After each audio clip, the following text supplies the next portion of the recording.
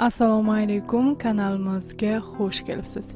E'tiboringizga achchiq qalampirning foydali xususiyatlarini taqdim etamiz.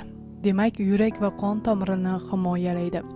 Xitoy olimlari ta'kidlashicha, qizil qalampir ichidagi kapsaitsin moddasi yurak va qon tomir kasalliklarini oldini oladi. Undan tashqari qizil qalampirdagi moddalar qon tomirlarini spazmga olib keluvchi bir nechta moddalarni yo'q qilishiga olib keladi.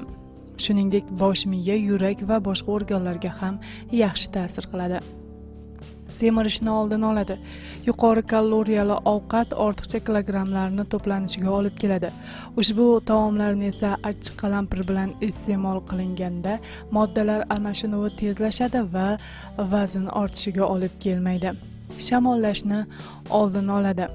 Olimlarning aniqlashicha, qalampir iste'mol qilgan inson shamollashga kamroq chalinadi. Qalampir tarkibidagi kapsaitsin moddasi ham shamollash kasalligiga qarshi ishlab chiqariladigan dorilar tarkibiga qo'shiladi. Ichak saratonidan himoyalaydi.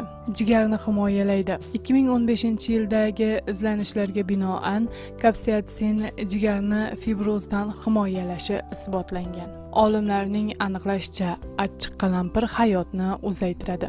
C vitamini ham achchiq qalampir tarkibida ko'pligi sababli ushbu mahsulotni iste'mol qilib, organizmni C vitamini bilan to'yintirish mumkin.